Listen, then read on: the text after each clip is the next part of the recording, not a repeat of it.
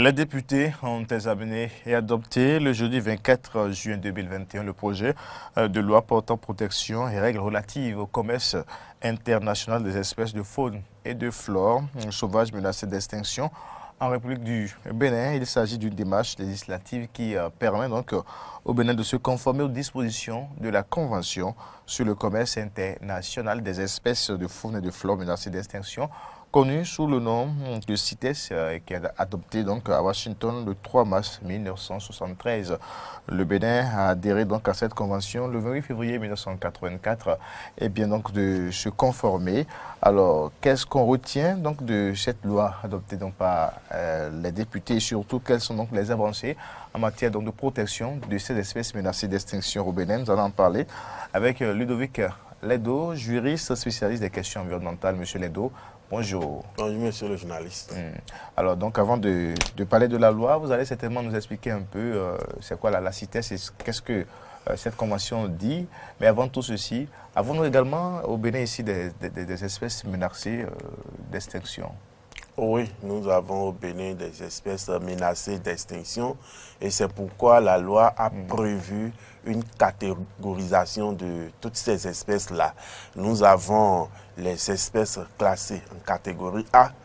Nous pouvons citer l'éléphant, nous pouvons citer la panthère, nous pouvons citer le buffle, nous pouvons citer le pangolin, nous pouvons citer certaines espèces marines comme les tortues olivatres, les tortues imbriquées et d'autres espèces de tortues. En catégorie A, ça veut dire... En catégorie A, ce sont les espèces menacées d'extinction. Leur menacée d'extinction est rare. Donc, des espèces qui font l'objet d'une surexploitation de la part des populations en général. Donc ce sont ces espèces-là que nous appelons espèces classées en catégorie A. D'accord. À côté de ces espèces classées en catégorie A, nous avons les espèces classées en catégorie B, qui sont des espèces menacées d'extinction, mais leur arrêté n'est pas encore effectif. Donc, ces espèces-là, nous pouvons les retrouver également un peu partout dans le pays. Nous pouvons citer par exemple l'hippopotame, qui est une espèce classée en catégorie B. Nous pouvons citer la panthère. À côté de ces deux espèces, nous pouvons citer également le python séba ou le python royal, qui sont des espèces classées en catégorie B. Il y a certains singes également qui sont classés en catégorie B. Nous avons par exemple le guibanaché qui est classé en catégorie B. Et nous avons maintenant la dernière classe, la classe des espèces non protégées qui sont classées en annexe 3 de la loi. Nous pouvons citer par exemple le lacode, le lièvre, qui sont des espèces que les populations peuvent... Non protégées, c'est ça? Non protégées. Ce sont des espèces qui ne sont pas encore menacées. Si. Donc on peut chasser? On peut chasser dans une certaine proportion. Sans autorisation, c'est ça? Non, oui, sans autorisation, on peut les chasser. On n'a pas besoin comment on appelle ça, d'un pouvoir spécial pour pouvoir s'approprier, par exemple, la chair ou soit les trophées de ces espèces-là, puisque ce ne sont pas encore des espèces menacées conformément à ce que la loi a prévu. Mais nous avons donc une diversité de faune quand même assez riche au Bénin. Oui, nous avons une diversité de faune. C'est pourquoi aujourd'hui, je pense que c'est ce qui explique comment on appelle ça, l'attraction du gouvernement à pouvoir mettre un accent sur le tourisme environnemental. Parce que c'est important que peut-être avec le développement de nos villes, avec le développement de nos cités, que nos populations puissent véritablement profiter du tourisme. Puisque nous avons deux grandes zones touristiques, le parc W et le parc Pendiari. Et ces deux parcs sont les meilleurs lieux touristiques animaliers de notre sous-région. Et donc les populations se déplacent un peu partout dans le monde pour venir vers nous, pour venir visiter ces lieux. Et donc il faut forcément un attrait touristique pour attirer ces personnes-là. Et ces attraits touristiques, comme vous l'avez dit tout à l'heure, sont liés à ces espèces-là. Lorsque nous prenons les grandes espèces qu'on doit retrouver dans une zone, mais dans une aire protégée, on peut les retrouver au Bénin. On peut les retrouver au Bénin. Nous avons l'éléphant, nous avons les buffles, nous avons également le lion, nous avons la panthère. Nous avons les espèces emblématiques qui attirent, mais qui peuvent attirer des personnes étrangères à venir venir regarder, visiter ces différents lieux touristiques. Ça apporte des devises. Oui, énormément de devises. C'est pourquoi aujourd'hui, le gouvernement met l'accent d'abord sur les dispositions législatives pour contraindre les populations à pouvoir respecter tout ce qui se fait dans ce domaine. Parce que lorsqu'il n'y a pas le mécanisme juridique qu'il faut pour encadrer les normes, forcément les populations vont se dire, bon, il y a un laisser-aller dans ce domaine. Je peux aller par exemple dans le parc, tuer des animaux. Je peux aller peut-être dans le parc, couper tel arbre et ainsi de suite. Et bon, on connaît déjà les conséquences à chaque fois que cela se passe. Donc, l'État met un accent déjà sur les instruments juridiques pour encadrer tout ce qui se fait dans ce domaine spécial. Lorsque les normes juridiques existent, forcément cela va attirer le regard des partenaires étrangers dans ce domaine, surtout dans le domaine touristique. Et c'est un plus pour toute la population. Le tourisme n'est pas le tourisme, surtout le tourisme animalier et autres, ce n'est pas seulement l'État qui profite. Vous voyez, lorsque nous prenons juste le parc Pendiari, toutes les populations qui sont autour de ce parc profitent de ce commerce. Parce que lorsque, par exemple, l'Occident, même juste, je ne vais pas parler forcément de l'étranger, lorsqu'un Béninois se déplace pour, par exemple, le parc Pendiari, forcément, il sera attiré peut-être par des objets d'art qui sont vendus peut-être dans ces lieux. Il va forcément prendre un hôtel, il va forcément manger quelque chose de la cité, il doit peut-être acheter un aliment, ainsi de suite. En partant, il peut également laisser quelque chose pour ces populations-là. Donc, c'est tout cela qui attire à l'État à pouvoir investir dans ce domaine-là. Et lorsque des étrangers se déplacent, elles viennent rencontrer des populations riveraines, des populations autochtones. Et ces populations ont probablement des problèmes qu'elles vivent. Ces personnes peuvent s'intéresser aux problèmes que vivent ces populations-là en ce moment T. Donc vous voyez, le tourisme, c'est véritablement quelque chose que nous devons véritablement encourager le gouvernement et toutes les parties à pouvoir nous aider dans la lutte contre la criminalité phonique. En mettant en place les dispositions législatives qu'il faut pour réprimer ou sanctionner toutes ces personnes-là. Et au niveau de la flore aussi Oui, de la flore, parce qu'aujourd'hui, cette loi prend en compte la flore et la faune. La flore est indispensable parce que c'est l'habitat même de l'animal sauvage. S'il n'y a pas de flore, l'animal sauvage va disparaître. C'est pourquoi, dans les conséquences même, dans ce qui explique la disparition, ou bien les menaces qui pèsent sur ces espèces-là, on parle de la perte de l'habitat. Lorsque l'éléphant ne se retrouve plus dans le milieu qu'il faut, forcément, l'éléphant va sortir. Lorsqu'on dit par exemple des éléphants sortent du parc, ce sont ces genres de problèmes. L'espace ne suffit plus. Donc, qu'est-ce qu'il faut faire? Il faut sortir. Donc l'habitat est détruit? Oui, l'habitat est détruit, l'habitat est réduit et l'animal se retrouve comme dans un cachot.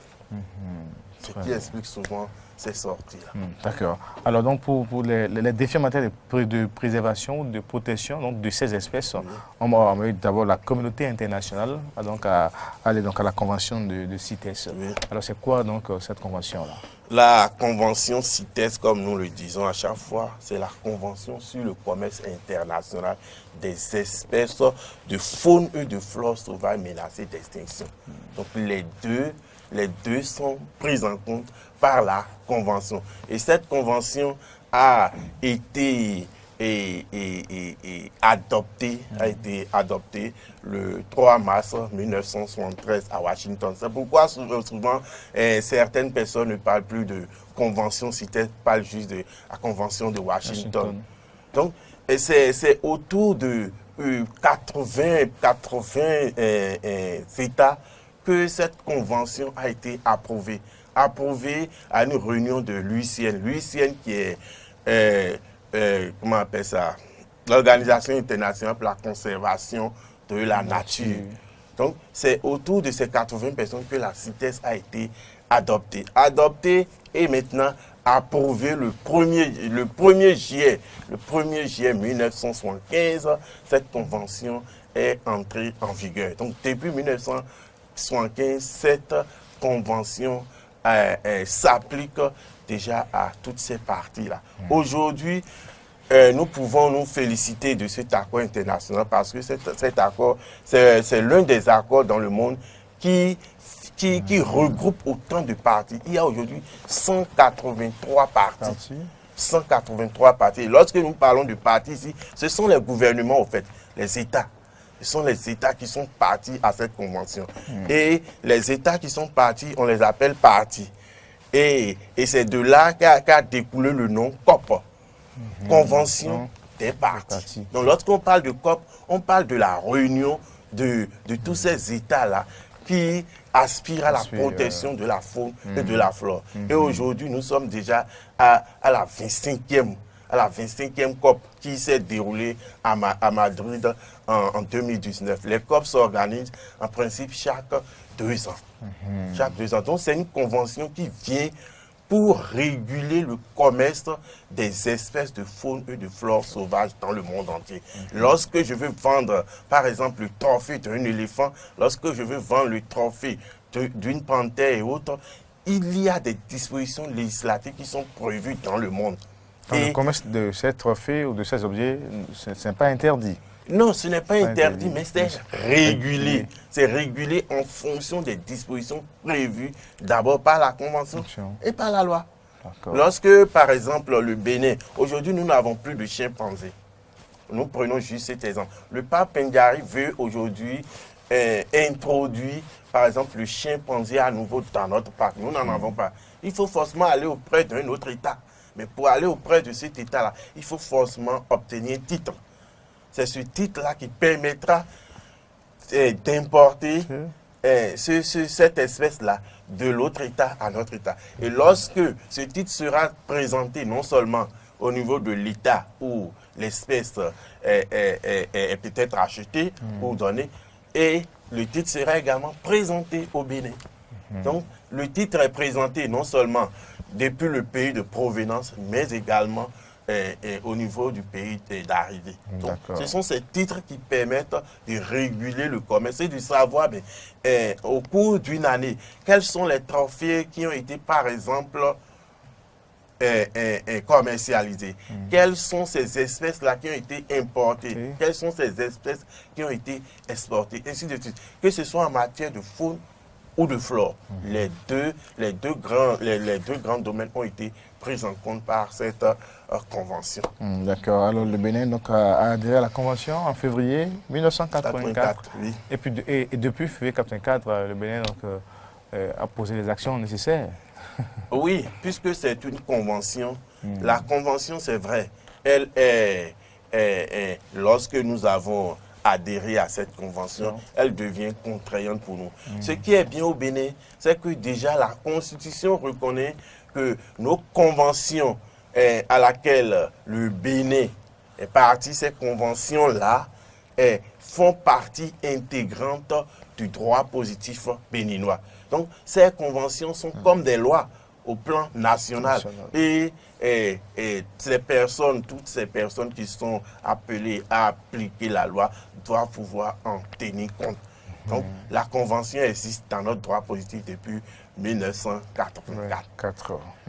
D'accord. Alors, et maintenant, la loi qui a été votée récemment, le 24 juin dernier, par les députés, Oui. que dit-elle concrètement et quelles sont les avancées en matière donc, de protection de ces espèces? Oui, la loi portant protection et règles relatives au commerce international des espèces de faune et de flore sauvage menacées d'extinction, dont les députés ont fait véritablement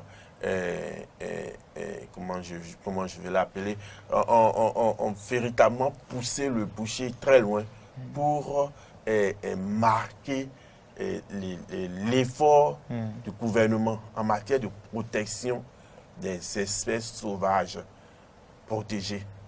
Donc, lorsque nous prenons déjà les dispositions de cette loi, nous remarquons juste une première chose. Comme vous l'avez dit tout à l'heure, les deux grands domaines de l'environnement ont été pris en compte. Lorsque nous prenons les espèces animales et les espèces floristiques.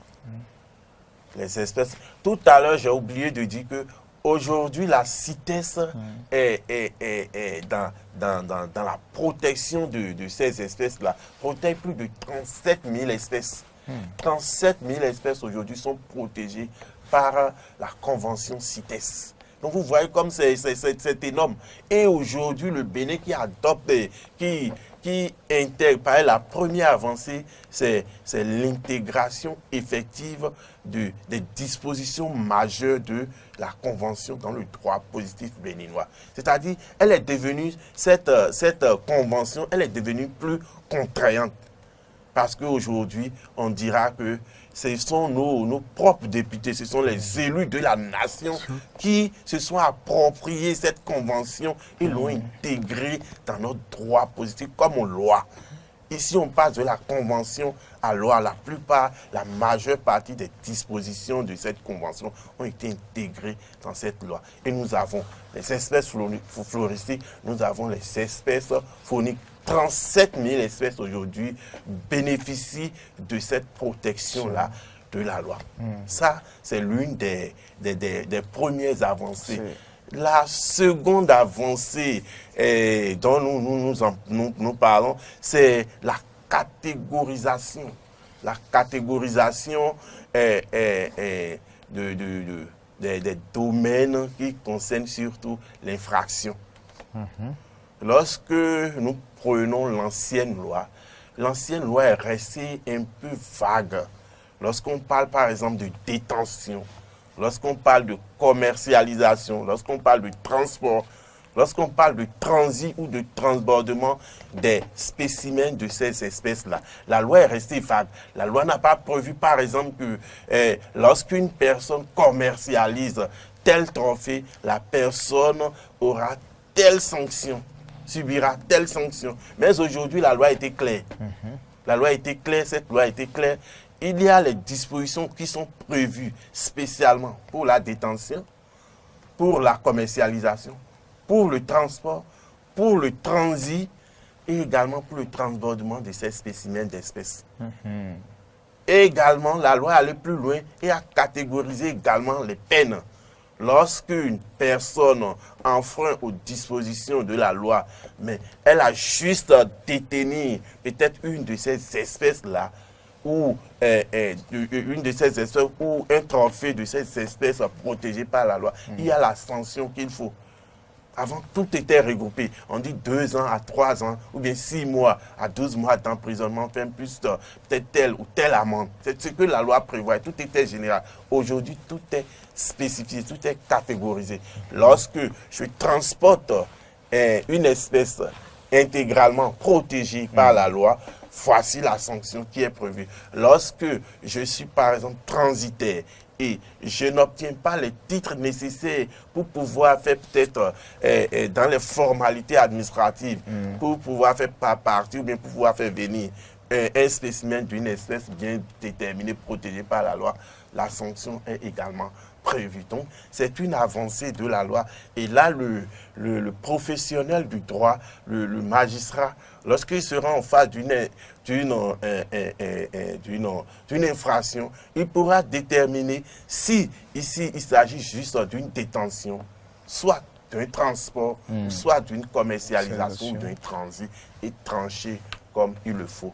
Donc c'est également une avancée en ce qui concerne cette loi. Il y a également, tout à l'heure, j'ai parlé de transitaire. Il y a la responsabilité du transporteur, la responsabilité du transitaire. Lorsque vous êtes transporteur et qu'on vous confie, par exemple, un colis qui concerne une espèce, un spécimen d'une espèce protégée par la loi, il faut forcément demander le titre de transport de cette espèce-là. Si le transporteur s'hasarde à ne pas obtenir ce titre, alors il devient fautif devant la loi et sera sanctionné conformément à ce qui a été prévu par le législateur. C'est la même chose pour le transitaire. Lorsque je décide par exemple de faire partie un trophée d'animal vers peut-être tel ou tel pays, je dois forcément, le transitaire doit exiger forcément de cette personne le titre qu'il faut. C'est-à-dire quoi? Lorsque nous parlons ici du titre, quelle est la permission reçue par exemple, la permission donnée par la direction des eaux et forêts pour dire, bon, telle espèce peut, par exemple, quitter le Bénin pour tel autre pays. Donc, le transitaire doit exiger ce titre-là pour ne pas tomber sous le coup de la loi. Donc, voici également une autre avancée de cette loi. Et la loi va plus loin pour dire qu'en cas de récidiviste, ces personnes-là, les peines peuvent oublier à l'encontre de ces personnes. Donc, vous voyez, les transporteurs et les transitaires aujourd'hui ont une lourde responsabilité en matière d'infractions phoniques. En matière d'infractions phoniques et floristiques, il ne faut pas l'oublier. Il faut également dire que les avancées de cette loi vont encore plus loin parce que la loi a exprimé, s'est exprimée encore cette expression est allée dans le sens de la protection également des espèces de mer, des espèces marines. Les espèces marines, que ce soit en matière de transportement ou en matière d'introduction de ces espèces-là, la loi a également prévu ce qu'il faut pour contraindre les acteurs de mer à pouvoir respecter également tout ce qui se trouve en mer, qui sont des espèces protégées. Une spécificité de cette loi également, c'est l'impossibilité de transiger aujourd'hui sur une infraction qui concerne une espèce intégralement protégée.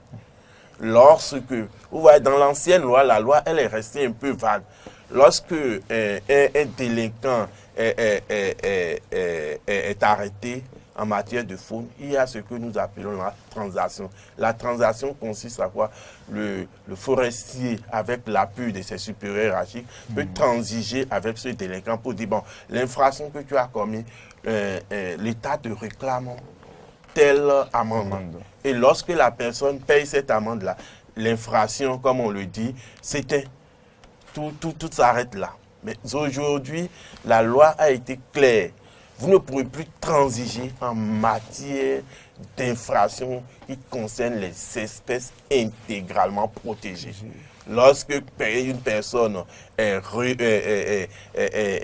détient, par exemple, ou bien arrêtée en flagrant délit, en possession d'une espèce intégralement protégée, cette personne-là, forcément, elle ne peut plus transiger devant les cadres de l'administration forestière, mais elle sera entendue par la justice qui va trancher et dire le droit comme il le faut. Donc voici, je vais dire en grosso modo, les avancées de cette nouvelle loi. Il y a des pouvoirs également, nous pouvons en parler un peu, il y a des pouvoirs qui ont été, des pouvoirs plus élargis qui ont été accordés au procureur de la République en matière de conservation. Lorsque, par exemple, une cargaison de trophées sont saisis, le procureur peut, par exemple, ordonner sans que le tribunal ne soit saisi déjà, il peut ordonner des mesures en ce qui concerne la conservation ou soit la destruction de ces trophées-là, ce qui n'existait pas dans l'ancienne loi. Dans l'ancienne loi, ce qui n'existait pas. Donc, voici un peu ce que nous pouvons repérer dans cette nouvelle loi et qui font d'elle une loi qui véritablement vient appuyer tous les efforts qui sont mis en œuvre dans le vaste domaine de la criminalité faunique et floristique de notre pays. Donc beaucoup d'avancées, beaucoup d'évolutions Oui. Pour la protection surtout de ces espèces intégralement ou de ces espèces menacées ou intégralement protégées.